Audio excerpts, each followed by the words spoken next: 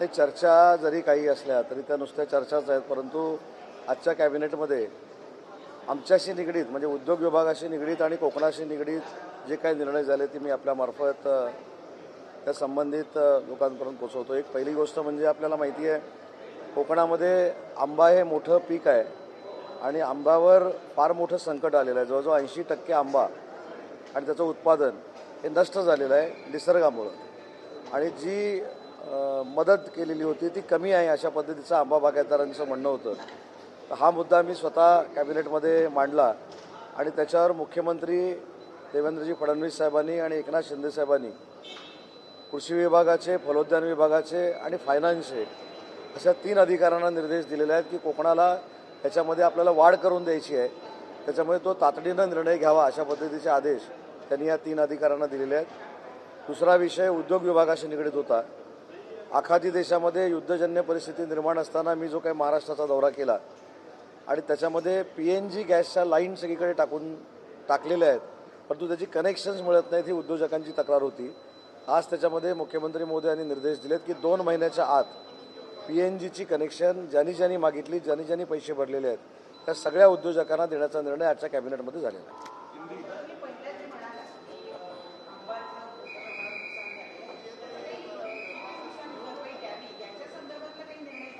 नाही, निर्णय झाला होता. हेक्टरी 22,000 रुपये द्यायचा निर्णय झालेला होता, पण त्याच्यामध्ये वाढ करावी अशा पद्धतीची मागणी मी आणि माझ्या साथीने नितेश राणेंनी केलेली आहे.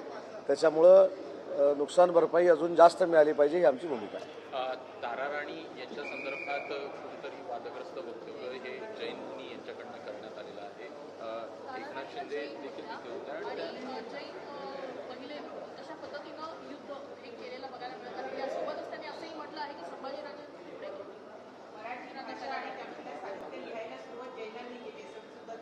नाही, मला त्यांच्या वादविवादात्मक भाषेकडे वळायचं नाही, परंतु मराठी भाषेला अभिजात भाषेचा ज्यावेळी दर्जा मिळाला त्यावेळी 100% केंद्र शासनानं शिक्कामोर्तब केलं आहे की 750 वर्षापूर्वीची ज्ञानेश्वरांनी जी लिहिलेली ज्ञानेश्वरी आहे तो बेस पकडला, तुकारामांची गाथा हा बेस पकडला, छत्रपती शिवाजी महाराजांची, छत्रपती संभाजी महाराजांची मातृभाषा मराठी होती हा बेस पकडला आहे. मला असं वाटतं केंद्र सरकारनंच त्यांना उत्तर दिलेलं आहे.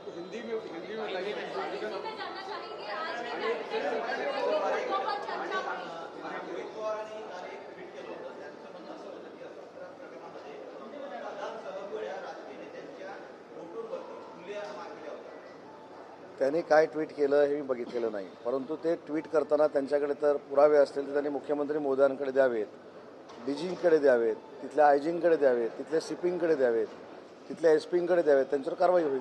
धन्यवाद.